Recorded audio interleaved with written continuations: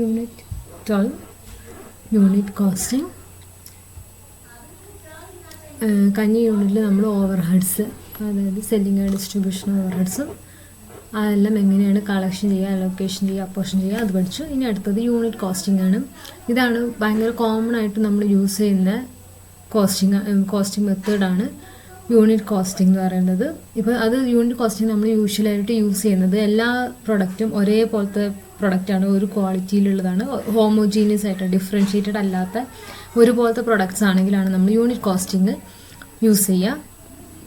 പിന്നെ in case ഇപ്പോൾ ഒരു സെയിം പ്രൊഡക്റ്റിന് ക്വാളിറ്റിയിൽ 2-3 ഗ്രേഡ് ക്വാളിറ്റി ഉള്ളതൊക്കെയാണ്, അതിനും അങ്ങനത്തെ സിറ്റുവേഷൻസിലും നമ്മൾ യൂണിറ്റ് കോസ്റ്റിംഗ് ആണ് യൂസ് ചെയ്യുക. ഇതിൻ്റെ വേറൊരു പേര് സിംഗിൾ ഔട്ട്പുട്ട് കോസ്റ്റിംഗ് എന്നാണ്. യൂണിറ്റ് കോസ്റ്റിങ്ങിൻ്റെ വേറെ പേരാണ് സിംഗിൾ ഔട്ട്പുട്ട് കോസ്റ്റിംഗ്. ഇതിനകത്ത് പറഞ്ഞ വൺ ഹോമോജീനിയസ് പ്രൊഡക്റ്റ് ആണെങ്കിലാണ് നമ്മളിത് യൂസ് ചെയ്യുക, അല്ലെങ്കിൽ ഡിഫറെൻറ്റ് ഗ്രേഡ്സ് ആണെന്നുണ്ടെങ്കിൽ, അല്ലെങ്കിൽ 2 or more ഗ്രേഡ്സ് ആണെങ്കിൽ നമ്മൾ ഈ മെത്തേഡാണ് യൂസ് ചെയ്യുക.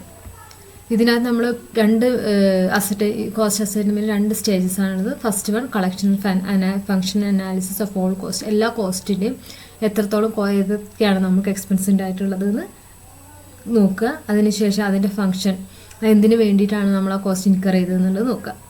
അത് കഴിഞ്ഞിട്ട് division of total cost by the total number of units, ആ ടോട്ടൽ കോസ്റ്റ് നമ്മൾ എത്രത്തോളം യൂണിറ്റ്സ് ആണോ പ്രൊഡ്യൂസ് ചെയ്തിട്ടുള്ളത് അത് വെച്ച് ഡിവൈഡ് ചെയ്യുക. അപ്പോഴാണ് നമുക്ക് യൂണിറ്റ് കോസ്റ്റ് കിട്ടുക. അതാണ് യൂണിറ്റ് കോസ്റ്റിംഗ് മെത്തേഡ്. ഇത് മെയിനായിട്ട് യൂസ് ചെയ്യുന്നത് successfully applied in the industries engaged in assembling such as automobiles, electronics, typewriters, etc. and also industries engaged in production of homogeneous products. ഇനി preparation of statement of cost and cost sheet, എങ്ങനെയാണ് നമ്മൾ cost sheet prepare അല്ലെങ്കിൽ statement of cost നമ്മൾ എങ്ങനെ prepare ചെയ്യുന്നത് നോക്കാം. നമ്മൾ കഴിഞ്ഞ യൂണിറ്റിൽ പഠിച്ചിട്ടുണ്ടായിരുന്നു കോസ്റ്റ് ഷീറ്റ്. അത് നമ്മൾ ബ്രീഫായിട്ടുള്ളതാണ്. ഇത് കുറച്ചും കൂടെ കൂടുതൽ ഡീറ്റെയിൽസ് കൊടുത്തിട്ടുള്ളത് ആ കോസ്റ്റ് ഷീറ്റാണ്. ഇതാണ് അതിൻ്റെ പെർഫോമ. നമ്മൾ ഫസ്റ്റ് റോ മെറ്റീരിയൽസ് എത്ര കൺസ്യൂം ചെയ്തതെന്നുള്ളതാണ് കണ്ടുപിടിക്കുക. അപ്പോൾ റോ മെറ്റീരിയൽസ് നമ്മൾ എത്രത്തോളം കൺസ്യൂം ചെയ്തെന്നുള്ളത് എങ്ങനെ നമ്മൾ ഫൈൻഡ് ചെയ്യാം? ആദ്യം നമ്മൾ ഓപ്പണിംഗ് സ്റ്റോക്ക്, നമ്മൾ വർഷം തുടക്കത്തിൽ നമ്മളടുത്ത് എത്രത്തോളം സ്റ്റോക്ക് ഉണ്ടായിരുന്നു നോക്കും. അതിൻ്റെ കൂടെ ഈ വർഷം പർച്ചേസ് ചെയ്ത റോ മെറ്റീരിയൽസ് നോക്കും, ആഡ് ചെയ്യും. അതിൽ നിന്ന് നമ്മൾ ഫിനിഷ്ഡ് ഗുഡ്സ് എത്രത്തോളം ഉണ്ട്, അതേമാതിരി raw materials, closing stock of raw മെറ്റീരിയൽസും നമ്മൾ ലെസ് ചെയ്യും. അപ്പോഴാണ് നമുക്ക് ഈ വർഷം നമ്മൾ എത്രത്തോളം റോ മെറ്റീരിയൽസ് കൺസ്യൂം ചെയ്തിട്ടുണ്ട് എന്നുള്ളത് കിട്ടുക. അതിൻ്റെ കൂടെ ഡയറക്റ്റ് ലേബർ കൂട്ടുക, അത് ഡയറക്റ്റ് എക്സ്പെൻസസ് കൂട്ടുക. അപ്പോൾ നമുക്ക് എന്ത് കിട്ടും? പ്രൈം കോസ്റ്റ് കിട്ടും.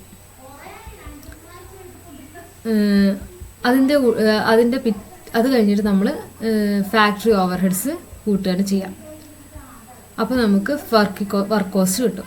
അതിൻ്റെ കൂടെ office and administration overheads കൂട്ടുമ്പോൾ നമുക്ക് കോസ്റ്റ് ഓഫ് പ്രൊഡക്ഷൻ കിട്ടും.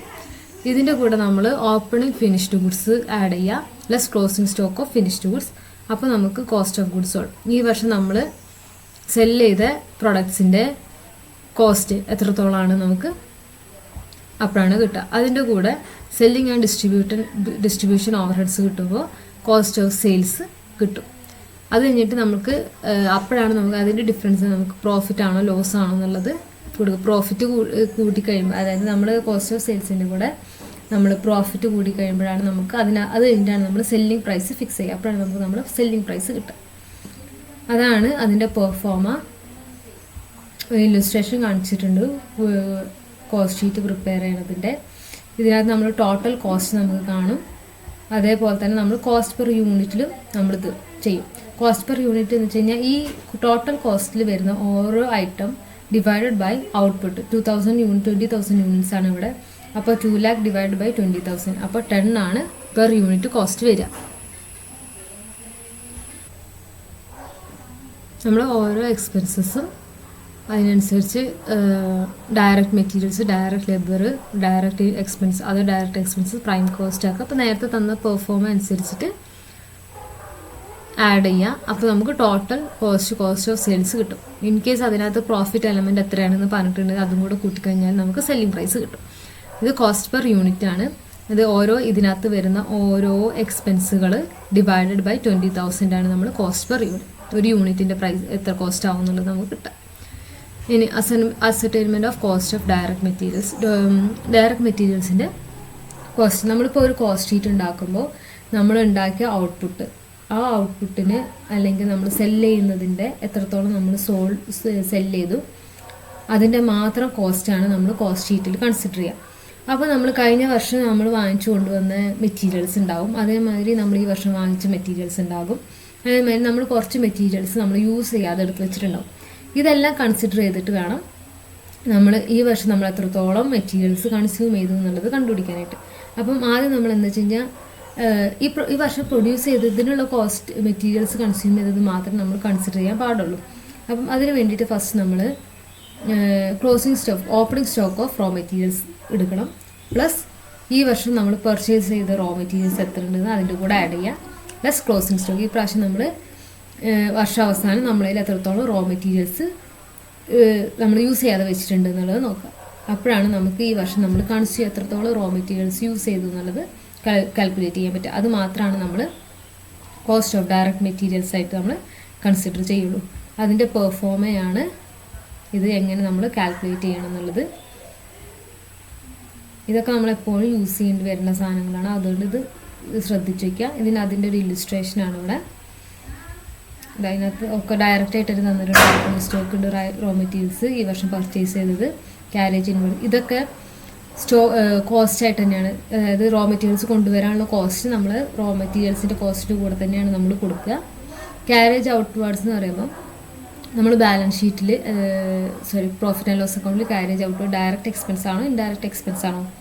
അത് ഇൻഡയറക്റ്റ് എക്സ്പെൻസ് ആണ് ക്യാരേജ് ഔട്ട്വേർഡ്. അപ്പോൾ അത് നമ്മൾ ഇതിനകത്ത് കൺസിഡർ ചെയ്യില്ല. കോസ്റ്റ് ഓഫ് റോ മെറ്റീരിയൽ നമ്മൾ ക്യാരേജ് ഔട്ട്വേർഡ് കൺസിഡർ ചെയ്യില്ല. അതേമാതിരി പ്രൊഡക്റ്റ് വേജസ് നമ്മൾ ഇതിനകത്ത് കൺസിഡർ ചെയ്യില്ല. അതൊന്നും ഡയറക്റ്റ് ആയിട്ടുള്ള എക്സ്പെൻസസ് അല്ല, അതായത് മെറ്റീരിയൽസുമായിട്ട് ഡയറക്റ്റ് ആയിട്ട് വരുന്ന കോസ്റ്റ് അല്ല. സോ അതിന് ഏതൊക്കെയാണ് ഡയറക്റ്റ് ആയിട്ട് നമുക്ക് മെറ്റീരിയൽസിന് വരുന്ന കോസ്റ്റ് നോക്കിയതിന് ശേഷം മാത്രം എടുക്കുക. അപ്പോൾ നമുക്ക് കോസ്റ്റ് ഓഫ് മെറ്റീരിയൽസ് കിട്ടും. അടുത്തത് ascertainment of cost of direct labour. അതും ഇതേപോലെ തന്നെ നമ്മൾ ഡയറക്റ്റ് ആയിട്ട് വരുന്ന, അതായത് പ്രൊഡക്ഷന് വേണ്ടി ഡയറക്റ്റ് ആയിട്ട് വരുന്ന കോസ്റ്റുകളെല്ലാം ഡയറക്റ്റ് ലേബറായിട്ട് കൺസിഡർ ചെയ്യാം. ഇപ്പോൾ നമ്മൾ കഴിഞ്ഞ വർഷം കൊടുക്കാത്ത എക്സ്പെൻസസുകൾ ഉണ്ടാവും. കഴിഞ്ഞ വർഷം നമ്മൾ പേ ചെയ്യേണ്ട വേജസ് നമ്മൾ കൊടുത്തിട്ടില്ല എന്നുണ്ടെങ്കിൽ അത് ഈ വർഷമാണ് കൊടുക്കുന്നത് എന്നുണ്ടെങ്കിൽ നമ്മളത് എന്താ ചെയ്യുക, അത് ഈ വർഷം കൊടുക്കുന്നത് അത് നമ്മൾ ഈ വർഷത്തേതല്ല സത്യം പറഞ്ഞ എക്സ്പെൻസ്. അങ്ങനെയുള്ള എക്സ്പെൻസ് നമ്മൾ ഈ വർഷത്തെ ഡയറക്റ്റ് വേജസിൽ ഉൾപ്പെടുത്തില്ല. നമ്മൾ കൊടുക്കും, അതായത് ഇപ്പോൾ ഡയറക്റ്റ് വേജസ് എന്ന് പറഞ്ഞ് പെയ്ഡ് എന്ന് പറഞ്ഞിട്ട് നമ്മൾ കാണിക്കും, പക്ഷെ അത് ഈ വർഷത്തെ ഡയറക്റ്റ് വേജസ് ആയിരിക്കില്ല. ഈ വർഷം കൊടുക്കേണ്ട വേജസ് അല്ല, അത് കഴിഞ്ഞ വർഷം കൊടുക്കേണ്ടതാണെന്നുണ്ടെങ്കിൽ അത് കഴിഞ്ഞ വർഷത്തതിനകത്താണ് വരിക, അത് ഈ വർഷത്തിനകത്ത് നമ്മൾ കൺസിഡർ ചെയ്യില്ല. അതേമാതിരി ഈ വർഷം നമ്മൾ കൊടുക്കാനുള്ള വേജസ് നമ്മൾ കൊടുത്തിട്ടില്ല എന്നുണ്ടെങ്കിൽ അത് പക്ഷെ നമ്മൾ ഈ വർഷം കാണിക്കും. അതായത് ഈ പെർഫോമ നോക്കിക്കഴിഞ്ഞാൽ നിങ്ങൾക്ക് മനസ്സിലാകും. ഇതിനകത്ത് ഡയറക്റ്റ് വേജസ് പെയ്ഡ്, നമ്മൾ എത്രത്തോളം വേജസ് നമ്മൾ ഈ വർഷം പേ ചെയ്തു. ആൻഡ് ഔട്ട്സ്റ്റാൻഡിങ് ഡയറക്റ്റ് വേജസ് നമ്മൾ കൊടുക്കാത്തത്, ഈ വർഷം നമ്മൾ കൊടുക്കേണ്ട വേജസ് നമ്മൾ കൊടുക്കാത്തത് നമ്മൾ ഇതിൻ്റെ കൂടെ ആഡ് ചെയ്യണം. പ്ലസ് പ്രീപെയ്ഡ് ഡയറക്റ്റ് വേജസ്, എന്തെങ്കിലും വേജസ് നമ്മൾ കൊടുക്കാൻ സമയമായിട്ടില്ല പക്ഷെ നമ്മൾ ഓൾറെഡി കൊടുത്തിട്ടുണ്ടെന്നുണ്ടെങ്കിൽ അത് ഇതിന്ന് ലെസ് ചെയ്യണം, കാരണം നമ്മൾ ഈ വർഷത്ത് കൊടുക്കേണ്ട ആവശ്യമില്ല. അങ്ങനെയാണ് cost of direct labour calculate ചെയ്യാം. ഇനി അടുത്തത് ascertainment of cost of other direct expenses and chargeable expenses. ഇതിനകത്ത് അതേമാതിരി നമ്മൾ ഔട്ട്സ്റ്റാൻഡിങ് പ്രീപെയ്ഡും ഡയറക്റ്റ് വേജസിൻ്റെ അതേപോലെ തന്നെ അതേ ട്രീറ്റ്മെൻറ്റ് തന്നെയാണ് നമ്മൾ ഡയറക്റ്റ് എക്സ്പെൻസസിനും വരിക. ഈ വർഷം കൊടുക്കേണ്ടത് മാത്രം നമ്മൾ ഇതിനകത്ത് കൺസിഡർ ചെയ്യുക. ഇപ്പോൾ നമ്മൾ കഴിഞ്ഞ വർഷത്തത് കൊടുത്തിട്ടുണ്ടെന്നുണ്ടെങ്കിൽ അത് ഇതിനകത്ത് കൺസിഡർ ചെയ്യില്ല. അതേമാതിരി അടുത്ത വർഷത്തേക്കുള്ള നമ്മൾ പേ ചെയ്യുന്നുണ്ടെങ്കിൽ അതും നമ്മൾ കോസ്റ്റ് ഓഫ് ഡയറക്റ്റ് എക്സ്പെൻസിനകത്ത് അത് ഡയറക്റ്റ് എക്സ്പെൻസിനകത്ത് കൺസിഡർ ചെയ്യാൻ പാടില്ല. ഇനി അടുത്തത് ascertainment of prime cost. Prime cost എന്ന് പറഞ്ഞാൽ എന്താണ്?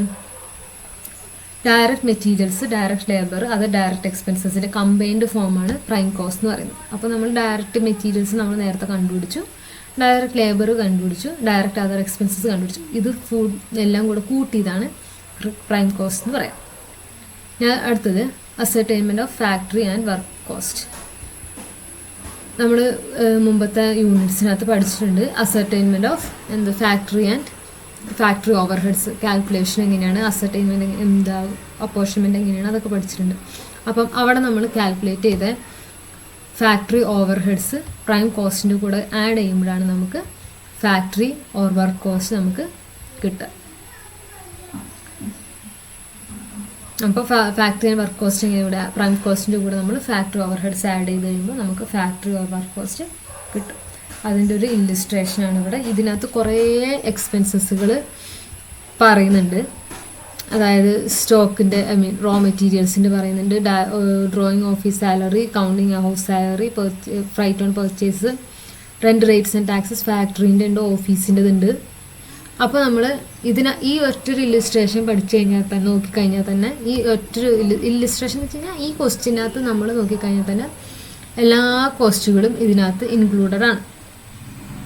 അപ്പോൾ ഇതിനകത്ത് നമ്മൾ ഫാക്ടറി ഓവർ ഹെഡ്സ് നോക്കുമ്പോൾ ഇതിനകത്ത് ഓഫീസ് ആൻഡ് അഡ്മിനിസ്ട്രേഷൻ എക്സ്പെൻസസ് കാണുന്നുണ്ട്, സെല്ലിംഗ് ആൻഡ് ഡിസ്ട്രിബ്യൂഷൻ എക്സ്പെൻസസ് കാണുന്നുണ്ട്. ഇതൊന്നും നമ്മൾ ഫാക്ടറി ഓവർ ഹെഡ്സിൽ ഇൻക്ലൂഡ് ചെയ്യാൻ പാടില്ല. അപ്പോൾ നമ്മൾ ആദ്യം direct opening stock cost of raw materials കണ്ടുപിടിച്ച് അതിനുശേഷം കോസ്റ്റ് ഓഫ് ഡയറക്റ്റ് ലേബർ കണ്ടുപിടിച്ച് കോസ്റ്റ് ഓഫ് അതർ എക്സ്പെൻസസ് എന്തെങ്കിലും ഉണ്ടെങ്കിൽ അതർ ഡയറക്റ്റ് എക്സ്പെൻസ് അതും കൂടെ കൂട്ടിയിട്ട് നമ്മൾ ഡയറക്റ്റ് പ്രൈം കോസ്റ്റ് കിട്ടും. എല്ലാം കൂടെ കൂട്ടിക്കഴിയുമ്പോൾ നമുക്ക് പ്രൈം കോസ്റ്റ് കിട്ടും.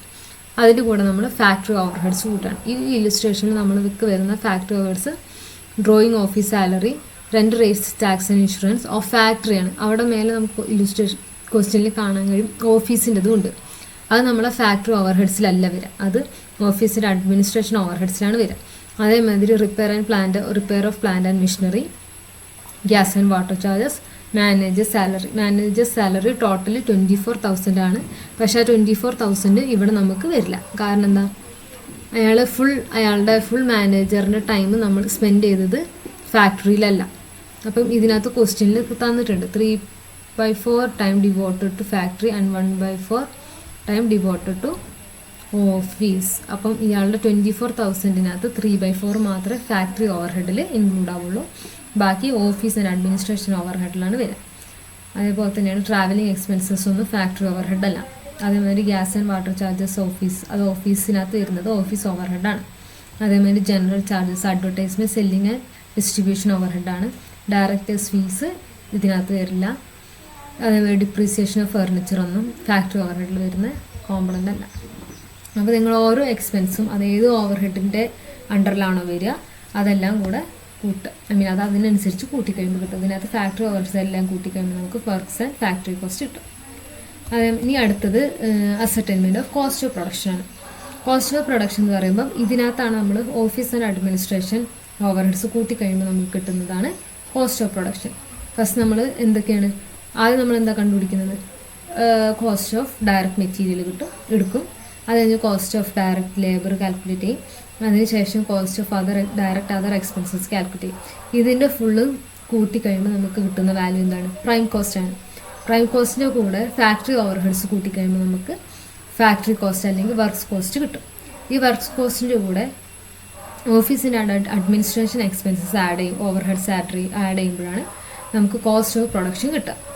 ഇനി ഈ കോസ്റ്റ് ഓഫ് പ്രൊഡക്ഷൻ്റെ കൂടെ selling and distribution expenses add ചെയ്ത് കഴിയുമ്പോഴാണ് നമുക്ക് എന്ത് കിട്ടുക, കോസ്റ്റ് ഓഫ് സെയിൽസ് കിട്ടുക. അതിനടുത്തത് കാണിക്കും. നിങ്ങൾ നേരത്തെ കണ്ട ആ ഇല്ലുസ്ട്രേഷൻ 3-ലുള്ള കോസ്റ്റിൻ്റെ ഇതാണ് ഇവിടെ, ബാക്കിയുള്ളതാണ് ബാലൻസ് ആണ് ഇവിടെ. ഫാക്ടറി കോസ്റ്റ് നമുക്ക് അതിനകത്ത് കിട്ടിയിട്ടുണ്ട്. അതിൻ്റെ കൂടെ അതിൽ നിന്ന് നമുക്ക് office and administration overheads expenses ഉണ്ടെന്ന് ഞാൻ പറഞ്ഞില്ലേ, അത് അതിനനുസരിച്ച് ആഡ് ചെയ്ത് കഴിയുമ്പോൾ അത് അവിടുന്ന് ആ സെയിം ഇല്ലുസ്ട്രേഷൻ്റെ ബാക്കിയാണ് ഇത്. അപ്പോൾ അതിൻ്റെ കൂടെ ആഡ് ചെയ്ത് കഴിയുമ്പം office and administration overheads നമുക്ക് ആഡ് ചെയ്ത് കഴിയുമ്പോൾ നമുക്ക് കോസ്റ്റ് ഓഫ് പ്രൊഡക്ഷൻ കിട്ടും. നമ്മൾ കഴിഞ്ഞ യൂണിറ്റിൽ പഠിച്ചിട്ടുണ്ടായിരുന്നു factory and overhead cost ഏതൊക്കെയാണ് വരിക, ഓഫീസ് ആൻഡ് അഡ്മിനിസ്ട്രേഷൻ ഓവർ ഹെഡ്സിൽ ഏതൊക്കെയാണ് വരിക, സെല്ലിംഗ് ആൻഡ് ഡിസ്ട്രിബ്യൂഷൻ ഓവർ ഹെഡ്സിൽ ഏതൊക്കെയാണ് വരിക. അത് കാരണമാണ് ഞാൻ ഇതിനകത്ത് എക്സ്പ്ലെയിൻ ചെയ്യാത്തത്. അപ്പോൾ ഓരോ എക്സ്പെൻസസും ഏതിൻ്റെ കണ്ടറിലാണ് വരിക എന്നനുസരിച്ചിട്ട് നമ്മൾ നോക്കിയിട്ട് ആഡ് ചെയ്യുക. അപ്പോൾ നമുക്ക് ഓഫീസിൻ്റെ വർക്ക് കോസ്റ്റിൻ്റെ കൂടെ office and administration overheads add ചെയ്യുമ്പോൾ നമുക്ക് കോസ്റ്റ് ഓഫ് പ്രൊഡക്ഷൻ കിട്ടും.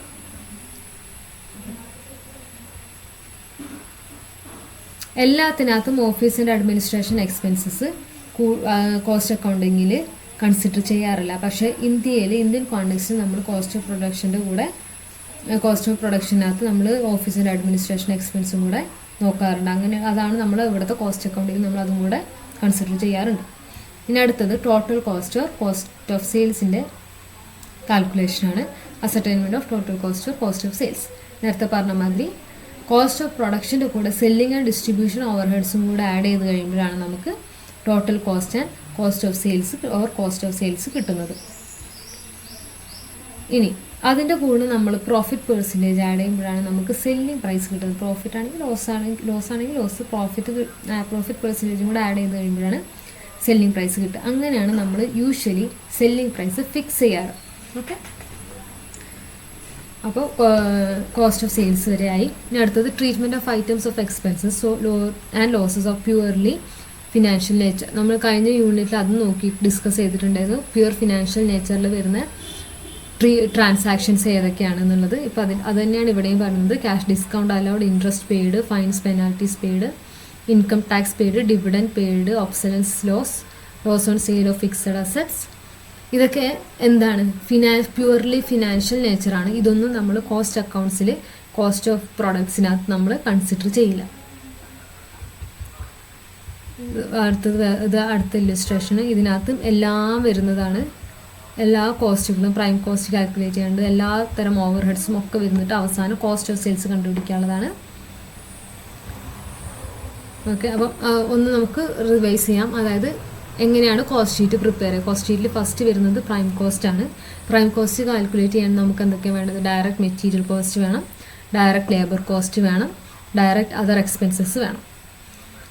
അത് എല്ലാം കൂട്ടിക്കഴിയുമ്പോൾ നമുക്ക് പ്രൈം കോസ്റ്റ് കിട്ടും. പ്രൈം കോസ്റ്റിൻ്റെ കൂടെ നമ്മൾ ഫാക്ടറി ഓവർ ഹെഡ്സ് കൂട്ടിക്കഴിയുമ്പോൾ നമുക്ക് എന്ത് കിട്ടും? ഫാക്ടറി കോസ്റ്റ് അല്ലെങ്കിൽ വർക്ക്സ് കോസ്റ്റ് കിട്ടും. വർക്ക്സ് കോസ്റ്റിൻ്റെ കൂടെ ഓഫീസ് ആൻഡ് അഡ്മിനിസ്ട്രേഷൻ എക്സ്പെൻസസ് കൂട്ടിക്കഴിയുമ്പോൾ നമുക്ക് കോസ്റ്റ് ഓഫ് പ്രൊഡക്ഷൻ കിട്ടും. ഈ കോസ്റ്റ് ഓഫ് പ്രൊഡക്ഷൻ്റെ കൂടെ നമ്മൾ selling and distribution overheads add ചെയ്ത് കഴിയുമ്പോഴാണ് നമുക്ക് എന്ത് കിട്ടാം? കോസ്റ്റ് ഓഫ് സെയിൽസ് കിട്ടും. ഈ കോസ്റ്റ് ഓഫ് സെയിൽസിൻ്റെ കൂടെ നമ്മൾ പ്രോഫിറ്റ് പെർസെൻറ്റേജ് ആഡ് ചെയ്തുമ്പോഴാണ് നമുക്ക് എന്ത് കിട്ടും? സെല്ലിംഗ് പ്രൈസ് കിട്ടും. അതിനെ ഡിസ്കസ് ചെയ്യും നമ്മൾ.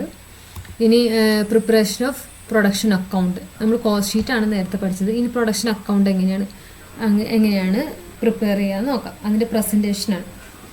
ഇപ്പോൾ നമ്മൾ നേരത്തെ കോസ്റ്റ് ഷീറ്റിലുള്ള അതേ എലമെൻസും സാധനങ്ങളും തന്നെയാണ് നമ്മുടെ പ്രൊഡക്ഷൻ അക്കൗണ്ടിലും വരിക. ഇത് ഒരു അക്കൗണ്ട് ഫോമിലാണ്, മറ്റേത് ഒരു എന്താ പറയുക ലെഡ്ജർ ഫോമിലാണ്, ജേണൽ ഫോമിലാണ്. ജേണൽ വെച്ച് കഴിഞ്ഞാൽ ഡെബിറ്റ് ക്രെഡിറ്റ് അതല്ല ഞാൻ ഉദ്ദേശിച്ചത്. അതായത് ഓരോ ഇതിങ്ങനെ ആഡ് ചെയ്ത് വരുന്ന ഇതാണ്. ഇതിനകത്ത് നമ്മൾ പ്രൊഡക്ഷൻ അക്കൗണ്ട് തന്നെയാണ് പ്രിപ്പയർ ചെയ്യുക. ഇല്ലുസ്ട്രേഷൻ നമ്മൾ തൊട്ട് മേലത്തെ ഇല്ലുസ്ട്രേഷൻ 4ൻ്റെ പ്രൊഡക്ഷൻ അക്കൗണ്ടാണ് ഇവിടെ പ്രിപ്പയർ ചെയ്തിട്ടുള്ളത്. അപ്പോൾ ഫസ്റ്റ് നമ്മൾ റോ മെറ്റീരിയൽസ് ആണ് നോക്കുന്നത്.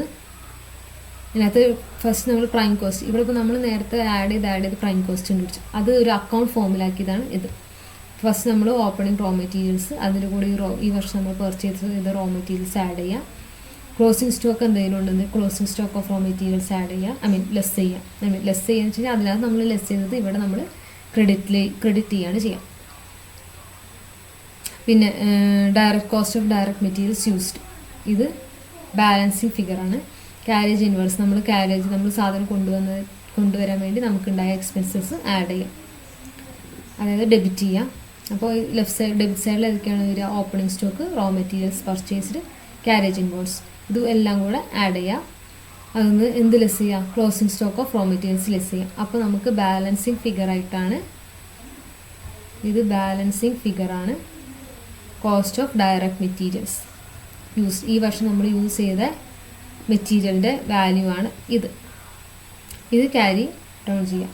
ഇത് ക്യാരി ഡൗൺ ചെയ്താണ് ഇത്. ഈ 90,000 ആണ് ഇവിടെ വരിക. ഇതിൻ്റെ കൂടെ നമ്മൾ ഡയറക്റ്റ് വേജസ് ആഡ് ചെയ്യണം.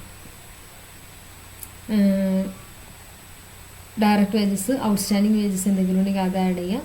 Other cost of direct expenses add ചെയ്യാം. അപ്പോൾ നമുക്ക് എന്ത് കിട്ടും? ഇതിൻ്റെ ടോട്ടൽ ഈ ഡയറക്റ്റ് മെറ്റീരിയലിന്, ഡയറക്റ്റ് വേജസിൻ്റെ, ഡയറക്റ്റ് എക്സ്പെൻസിൻ്റെ ടോട്ടൽ എന്താണ്? Prime cost. ആ പ്രൈം കോസ്റ്റ് ആണ് ഇവിടെ ഉള്ളത്. ഇതും ബാലൻസിങ് ഫിഗറാണ്. നമ്മൾ സാധാരണ അക്കൗണ്ട്സ് എങ്ങനെ ബാലൻസ് ചെയ്യുക അതുപോലെ തന്നെയാണ് ഇവിടെ. ഇനി ആ പ്രൈം കോസ്റ്റ് ആണ് ഇവിടെ വരുന്നത്. ഇവിടെ ഇങ്ങനെയൊക്കെ ഉണ്ട് കേട്ടോ. ഓക്കെ, ആ പ്രൈം കോസ്റ്റ് ആണ് ഇവിടെ വരിക. അതിനകത്തോട്ട് നമ്മൾ ഫാക്ടറി ഓവർ ഹെഡ്സുകൾ ആഡ് ചെയ്യുക. എല്ലാം ആഡ് ചെയ്ത് കഴിയുമ്പോൾ നമുക്ക് എന്ത് കിട്ടും? വർക്ക്സ് കോസ്റ്റ് കിട്ടും. ആ ബാലൻസിങ് ഫിഗറാണ് ഇവിടെ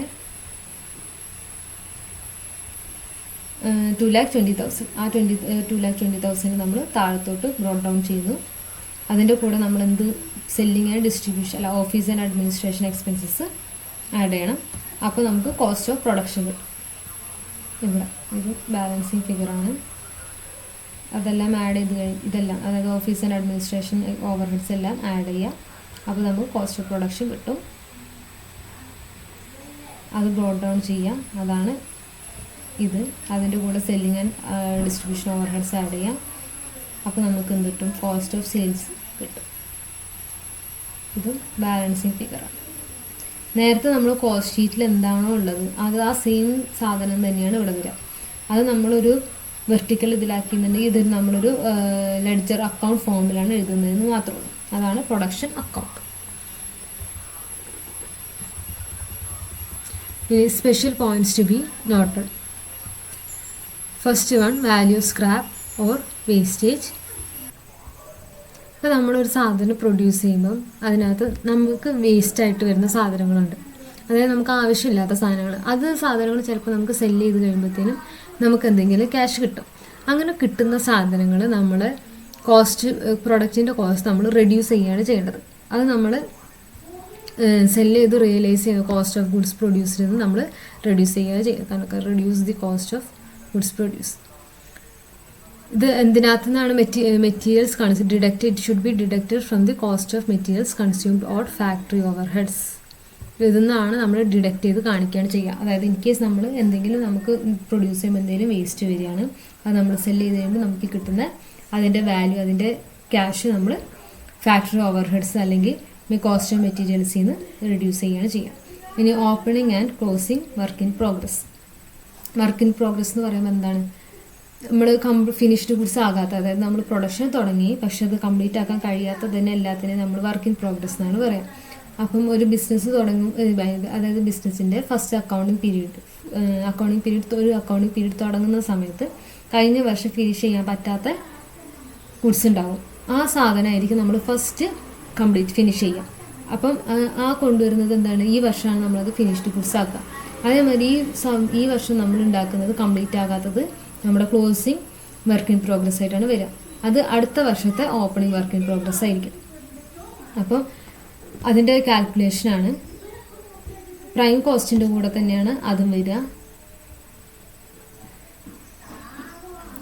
പ്രൈം കോസ്റ്റിൻ്റെ കൂടെ അത് factory over gross working work cost അല്ലെങ്കിൽ ഫാക്ടറി കോസ്റ്റ് കിട്ടിയതിന് ശേഷം നമ്മൾ എന്താണ് opening stock of work in progress add ചെയ്യും. അതായിരിക്കും നമ്മൾ ഫിനിഷ്ഡ് ഗുഡ്സിൻ്റെ ഒരു ഭാഗമായിട്ടാണ് അത് വരിക. അതായത് ഓപ്പണിംഗ് സ്റ്റോക്ക്, ഈ വർഷത്തെ ഓപ്പണിംഗ് സ്റ്റോക്ക് എന്താണ്? നമ്മളിപ്പോഴത്തെ ഫിനിഷ്ഡ് ഗുഡ്സിന് ഈ വർഷത്തെ എൻഡിലെ ഫിനിഷ്ഡ് ഗുഡ്സിൻ്റെ പോർഷനായി അതിൻ്റെ കൂടെ ഇൻക്ലൂഡ് ആവുന്ന സാധനമാണ്. ഇനി closing stock work in progress. ഈ വർഷത്തെ closing stock of work in progress എന്ത് ചെയ്യണം? ലെസ് ചെയ്യണം. അപ്പോഴാണ് നമുക്ക് proper factory or works cost of goods completed കിട്ടുക. അപ്പോഴാണ് നമ്മൾ ഈ വർഷം എത്രത്തോളം നമ്മൾ പ്രൊഡ്യൂസ് ചെയ്ത് എത്രത്തോളം ഫിനിഷ് ഗുഡ്സ് നമ്മൾ ഉണ്ടാക്കി എന്നുള്ളത് കാൽക്കുലേറ്റ് ചെയ്യാൻ കഴിയും. അതേമാതിരി വരുന്ന ഒരു കോമ്പണൻ്റാണ് opening and closing stock of finished goods. നമ്മളിപ്പം ഒരു വർഷം ഉണ്ടാക്കുന്ന പ്രൊഡക്ട്സ് ഫുള്ളും ആ വർഷം തന്നെ നമ്മൾ സെല്ല് ചെയ്ത് തീർക്കണം എന്നില്ല. അപ്പോൾ നമ്മൾ കുറച്ച് സ്റ്റോക്ക് എടുത്ത് വയ്ക്കും. ഫിനിഷ്ഡ് ഗുഡ്സിൻ്റെ തന്നെ കുറച്ച് സ്റ്റോക്ക് സെയിൽ ചെയ്യാതെ നമ്മൾ വെക്കും. അപ്പോൾ നമ്മൾ അങ്ങനെ സെല്ല് ചെയ്യാതെ വെക്കുന്ന ഫിനിഷ്ഡ് ഗുഡ്സാണ് ഈ വർഷത്തെ ഓപ്പണിംഗ് ഫിനിഷ്ഡ് ഗുഡ്സ്. ഈ വർഷത്തെ ക്ലോസിംഗ് ഫിനിഷ്ഡ് ഗുഡ്സ്. ഈ വർഷം നമ്മൾ സെല്ല് ചെയ്യാതെ വെക്കുന്ന ഫിനിഷ്ഡ് ഗുഡ്സാണ് ക്ലോസിംഗ് ഫിനിഷ്ഡ് ഗുഡ്സ്. അതെന്ന് പറയുന്നതാണ് നെക്സ്റ്റ് ഇയറിലേക്ക് വരുന്ന ഓപ്പണിംഗ് ഫിനിഷ്ഡ് ഗുഡ്സ്. അപ്പം അതെങ്ങനെയാണ് നമ്മൾ ട്രീറ്റ്മെൻറ്റ് ചെയ്യുക എന്നുള്ളതാണ് നോക്കുന്നത്. അത് കണ്ടോ, ഇങ്ങനെയാണ് നമ്മൾ ഓപ്പണിംഗ് കോസ്റ്റ് ഓഫ് പ്രൊഡക്ഷനകത്ത് cost of production of goods സോൾഡിനകത്ത് ഇങ്ങനെയാണ് നമ്മൾ കാൽക്കുലേറ്റ് ചെയ്യുക. Cost of opening stock of finished goods. ഈ വർഷം ഓപ്പണിംഗ് സ്റ്റോക്ക് ആയിട്ടുണ്ടായിരുന്ന finished goods add cost of production of goods produce. ഈ വർഷം നമ്മൾ പ്രൊഡ്യൂസ് ചെയ്ത ഗുഡ്സിൻ്റെ വാല്യൂ.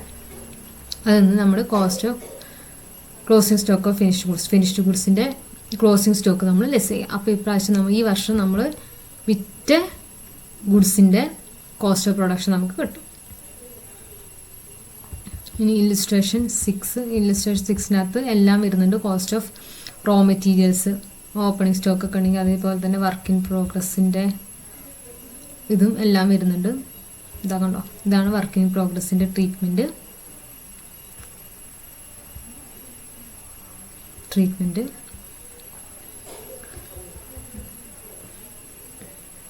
ഇത് statement showing the cost of sales and profit for the month.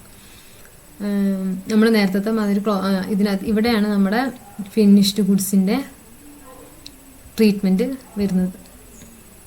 Okay, നമ്മൾ കോസ്റ്റ് ഓഫ് പ്രൊഡക്ഷൻ അല്ലെങ്കിൽ ഗുഡ്സ് പ്രൊഡ്യൂസ് നമ്മൾ കാൽക്കുലേറ്റ് ചെയ്തതിന് ശേഷം അതിൻ്റെ കൂടെ നമ്മൾ ഫിനിഷ്ഡ് ഗുഡ്സിൻ്റെ കാൽക്കുലേഷൻ നോക്കുകയാണ്. ഓപ്പണിംഗ് സ്റ്റോക്ക് ആഡ് ചെയ്യുക, അതിൻ്റെ കൂടെ നമ്മൾ ഈ വർഷം പ്രൊഡ്യൂസ് ചെയ്ത ഗുഡ്സിൻ്റെ കോസ്റ്റ് ആഡ് ചെയ്യുക. അപ്പോൾ നമുക്ക് ടോട്ടൽ കോസ്റ്റ് കിട്ടും. Less cost of closing stock of finished ഗുഡ്സിൻ്റെ ക്ലോസിംഗ് സ്റ്റോക്ക് എത്രത്തോളം ഉണ്ട് അതിൻ്റെ വാല്യൂ നോക്കുക, അത് ലെസ് ചെയ്യാം. അപ്പം ഇതാണ് നമ്മൾ ഈ വർഷം പ്രൊഡ്യൂസ് ചെയ്ത വിറ്റ് ഗുഡ്സിൻ്റെ പ്രൊഡക്ഷൻ കോസ്റ്റ് എന്ന് പറയുന്നത് 17,70,000 ആണ്. അതിൻ്റെ കൂടെ selling and distribution overheads add ചെയ്യുക. അപ്പോൾ നമുക്ക് കോസ്റ്റ് ഓഫ് സെയിൽസ് കിട്ടും. നമ്മൾ സെയിൽസ് ചെയ്യുന്നത് സെല്ലിംഗ് പ്രൈസ് മേലെ തന്നിട്ടുണ്ട്, അതിൻ്റെ കൂടെ അതാണ് ഇത്. അതിൻ്റെ ഡിഫറൻസ് ആണ് നമ്മളുടെ പ്രോഫിറ്റ്. ഇതാണ് ബാലൻസിങ് ഫിഗർ. സാധാരണ നമ്മൾ പ്രോഫിറ്റ് മാർജിനാണ് വെക്കുക, അതിൻ്റെ കൂടെ നമ്മൾ ആഡ് ചെയ്യുമ്പോഴാണ് നമ്മൾ സെല്ലിംഗ് പ്രൈസ് കിട്ടുക. ഇനി അടുത്തത് selling and distribution overheads. നമ്മൾ selling and distribution overheads എന്ന് പറയുന്നത് സാധാരണ പെർ യൂണിറ്റ് കോസ്റ്റാണ് നമുക്ക് സാധാരണ തരിക. അങ്ങനെ തരുമ്പം, അതായത് പെർ യൂണിറ്റ് കോസ്റ്റാണ് നമുക്ക് തരുന്നത് എന്നുണ്ടെങ്കിൽ നമ്മൾ എത്ര യൂണിറ്റ്സ് പ്രൊഡ്യൂസ് ചെയ്തു, എത്ര യൂണിറ്റ്സ് സെല്ല് ചെയ്തു, അതിനനുസരിച്ച് നമ്മൾ എത്ര യൂണിറ്റ്സ് ആണോ സെല്ല് ചെയ്ത് അതിൻ്റെ കൂടെ നമ്മൾ പെർ യൂണിറ്റ് കോസ്റ്റ് മൾട്ടിപ്ലൈ ചെയ്യുകയാണ് ചെയ്യുക. അപ്പോഴാണ് നമ്മൾ ഈ വർഷം എത്രത്തോളം selling and distribution overheads sell ചെയ്തതിനകത്ത് നമ്മൾ എത്രത്തോളം വന്നിട്ടുണ്ട് എന്നുള്ളത് നോക്കാം. ഇനി computation of recovery of rates of overheads. Recovery rates, ഓവർ ഹെഡ്സിൻ്റെ റിക്കവറി റേറ്റ് നമ്മൾ എങ്ങനെ കാൽക്കുലേറ്റ്, രണ്ട് രീതിയിലാണ് കാൽക്കുലേറ്റ് ചെയ്യുക. ഫാക്ടറി ഓവർ ഹെഡ്സിൻ്റെ ബേസിസിലും അതേമാതിരി ഓഫീസ് ആൻഡ് അഡ്മിനിസ്ട്രേഷൻ ഓവർ ഹെഡ്സിൻ്റെ ബേസിസിലുമാണ് കാൽക്കുലേറ്റ് ചെയ്യുക. അതിൻ്റെ ഇക്വേഷൻസ് ആണ് ഇവിടെ തന്നിട്ടുള്ളത്. ഫാക്ടറി ഓവർ ഹെഡ്സിൻ്റെ ബേസിസിൽ ഇങ്ങനെ: factory overheads divided by direct wages into 100, അതാണ് factory overhead rate. Administration overhead അതേപോലെ തന്നെ office administration overheads divided by factory or work cost into 100. ഇത് പേഴ്സൻറ്റേജ് റേറ്റ്സ് ആണ് കേട്ടോ. റിക്കവറി റേറ്റ്സ് എന്ന് പറയുമ്പോൾ അത് പേഴ്സൻറ്റേജിലാണ് പറയുന്നത്. ഇനി ഇല്ലുസ്ട്രേഷൻ 7 ആ റിക്കവറി റേറ്റ്സിനെ കുറിച്ച് തന്നെയാണ് ഉള്ളത്. ബാക്കിയൊക്കെ സെയിം തന്നെയാണ്. ഡയറക്റ്റ് മെറ്റീരിയൽസ്, ഡയറക്റ്റ് എക്സ്പെൻസസ് അങ്ങനെ കൂട്ടിക്കഴിയുമ്പോൾ നമുക്ക് പ്രൈം കോസ്റ്റ് കിട്ടും. അതിലൂടെ ഫാക്ടറി ഓവർ ഹെഡ്സ് കിട്ടുമ്പോൾ നമുക്ക് വർക്ക് കോസ്റ്റ് കിട്ടും. അതിൻ്റെ കൂടെ അഡ്മിനിസ്ട്രേഷൻ ഓവർ ഹെഡ്സ് കൂട്ടിക്കഴിയുമ്പോൾ നമുക്ക് കോസ്റ്റ് ഓഫ് പ്രൊഡക്ഷൻ കിട്ടും. അങ്ങനെ അതിൻ്റെ കൂടെ selling and distribution overheads തന്നിട്ടുണ്ടെങ്കിൽ അതിൻ്റെ കൂടെ അതും കൂടെ കൂട്ടിക്കഴിയുമ്പോൾ നമുക്ക് കോസ്റ്റ് ഓഫ് പ്രൊഡക്ഷൻ കിട്ടും.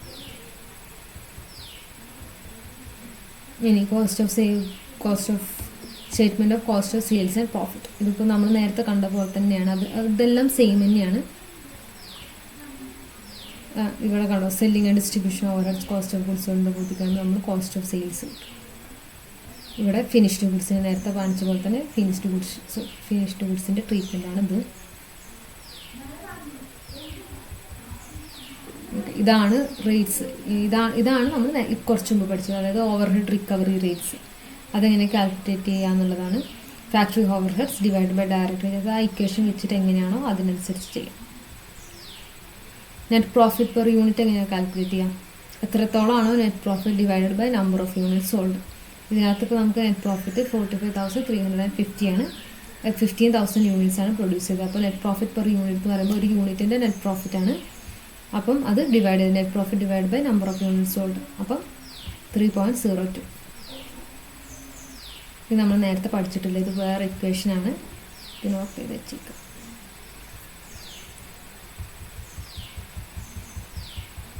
ഇനി preparation of statement of quotation and tendering price. Quotation എന്ന് പറയുമ്പോൾ നമുക്കൊരു ബൾക്കായിട്ട് വെച്ച് കഴിഞ്ഞാൽ കുറേ കാര്യങ്ങൾ ഒരേമാതിരി ചെയ്യാനുണ്ടെങ്കിൽ നമ്മൾ കൊട്ടേഷൻ കൊടുക്കുക ചെയ്യാം.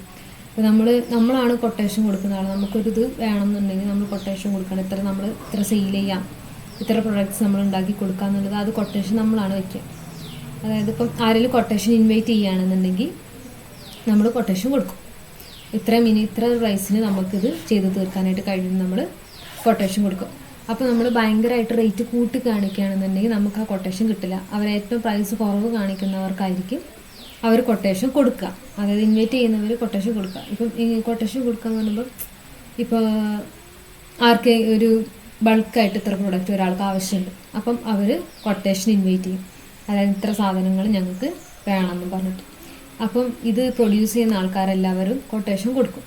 ഇത്ര പ്രൈസിന് ഞങ്ങൾക്ക് ഇത് ഉണ്ടാക്കാൻ സാധിക്കുന്നു പറഞ്ഞിട്ട് അവർ കൊട്ടേഷൻ കൊടുക്കും. അപ്പം ഈ കൊട്ടേഷൻ ഇൻവൈറ്റ് ചെയ്ത ആൾ അതിനകത്ത് ഏറ്റവും കുറവ് പ്രൈസിനകത്ത് ആരാണോ ഉണ്ടാക്കി തരാമെന്ന് പറഞ്ഞത് അവർക്കായിരിക്കും അത് കൊടുക്കുക. അപ്പോൾ നമ്മൾ ഏറ്റവും കുറവ് പ്രൈസിനെന്ന് പറഞ്ഞിട്ട് ഭയങ്കര റേറ്റ് കുറച്ചിട്ട് കഴിഞ്ഞാൽ നമുക്ക് എന്താ സംഭവിക്കാം? നമ്മളാണ് പ്രൊഡ്യൂസർ. അപ്പോൾ നമുക്ക് എന്താ സംഭവിക്കാം? നമുക്കത് ലോസ് ആകാൻ ചാൻസ് ഉണ്ട്, അല്ലെങ്കിൽ പ്രോഫിറ്റ് വളരെ കുറവായിരിക്കും. അപ്പോൾ നമ്മൾ പ്രോഫിറ്റ് കൂടുതൽ കിട്ടാൻ വേണ്ടിയിട്ട് നമ്മൾ പ്രൈസ് കൂട്ടി കാണിച്ചാൽ എന്താ ചെയ്യാം? നമുക്ക് ആ കൊട്ടേഷൻ കിട്ടുകയില്ല. അപ്പോൾ നമ്മൾ എന്ത് ചെയ്യണം? പ്രോപ്പറായിട്ട് എല്ലാ കോസ്റ്റുകളും നമ്മൾ എസ്റ്റിമേറ്റ് ചെയ്തിട്ട് നമ്മൾക്ക് അത് ലോസ് വരാത്ത രീതിയിലും അന്ന് അത്യാവശ്യം പ്രോഫിറ്റ് കിട്ടുന്ന രീതിയിലും നോക്കിയിട്ട് നമ്മൾ പ്രോഫിറ്റ് മാർജിനൊക്കെ വെച്ചതിന് ശേഷം വേണം നമ്മൾ കോസ്റ്റ് കൊടുക്കാൻ.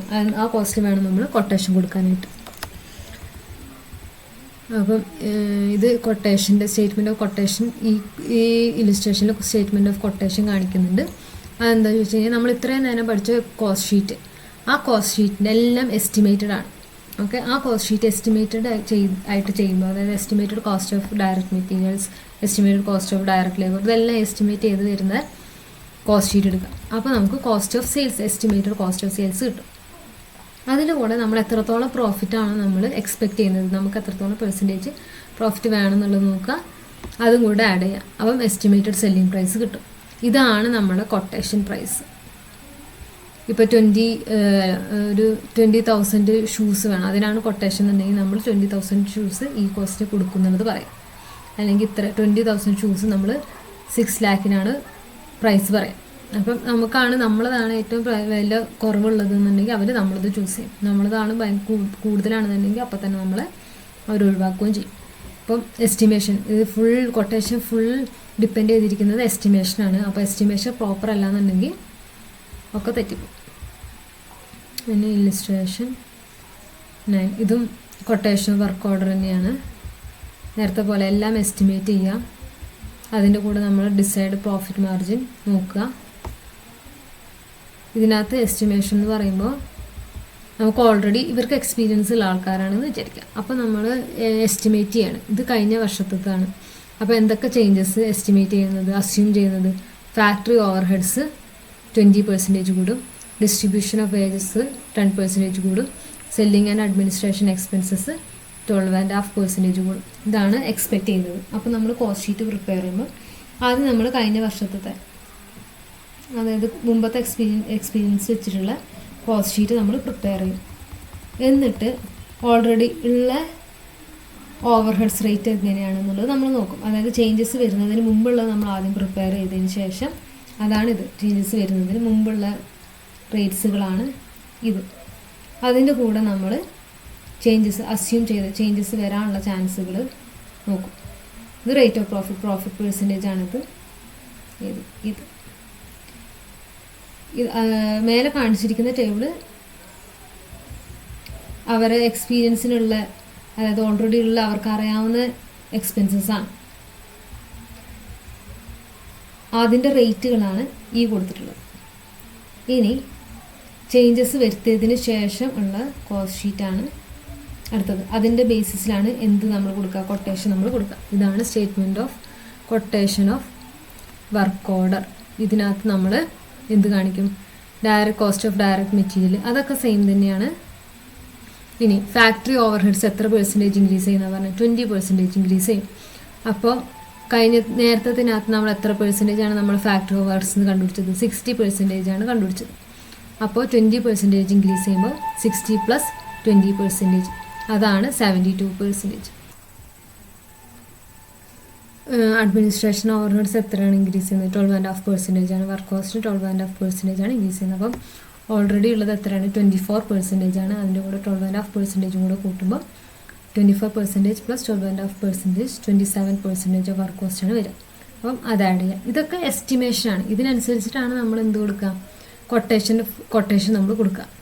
അതേമാതിരി എന്തൊക്കെ ഡിഫറൻസ് ഉണ്ട് അതൊക്കെ അതിനനുസരിച്ചിട്ട് ആഡ് ചെയ്ത് എസ്റ്റിമേറ്റ് ചെയ്യും. നമ്മൾ സെല്ലിംഗ് പ്രൈസ്, അത് കോസ്റ്റ് ഓഫ് സെയിൽസ് നമ്മൾ എസ്റ്റിമേറ്റ് ചെയ്യും. അതിൻ്റെ കൂടെ നമ്മൾ ഡിസൈഡ് പ്രോഫിറ്റ് പെർസെൻറ്റേജ് എത്രയാണോ അത്, ഇവിടെ 12% ആണ്. അതും കൂടെ ആഡ് ചെയ്യുമ്പോൾ നമ്മുടെ എസ്റ്റിമേറ്റഡ് സെല്ലിംഗ് പ്രൈസ് കിട്ടും. ഇതാണ് നമ്മുടെ കൊട്ടേഷൻ. ഇതാണ് നമ്മൾ കൊട്ടേഷൻ പ്രൈസ് എന്ന് പറയുന്നത്. ഇതാണ് നമ്മൾ കൊടുക്കുക. അപ്പം ഇങ്ങനെയാണ് കൊട്ടേഷൻ ഫിക്സ് ചെയ്യുന്നത്. ഇങ്ങനെയാണ് നമ്മളെ വർക്ക്സിൻ്റെ ഓവർ ഹെഡ്സും എല്ലാം ഡിസ്ട്രിബ്യൂട്ട് ചെയ്യുന്നത്, യൂണിറ്റ് കോസ്റ്റ് നോക്കുന്നത്. ഇതാണ് യൂണിറ്റ്. ഇനി അതിൻ്റെ അടിയിൽ നമ്മൾ താഴത്തോട്ട് കോംപ്രഹെൻസീവ് ഇല്ലുസ്ട്രേഷൻസ് ആണുള്ളത്. മേലെ പഠിച്ച അതേ കാര്യങ്ങളിൻ്റെ വെച്ചിട്ട് തന്നെയാണ് ചെയ്യാനുള്ളത്. നിങ്ങൾ പെർഫോമുകളെല്ലാം പ്രോപ്പറായിട്ട് നോക്കുക, എങ്ങനെയാണ് ഓരോന്നിൻ്റെ ട്രീറ്റ്മെൻറ്റ് നോക്കുക. പിന്നെ അതെല്ലാം സെയിം തന്നെയാണ്, എല്ലാത്തിനും സെയിം ട്രീറ്റ്മെൻറ്റ് തന്നെ ആയിരിക്കും. Okay, thank you.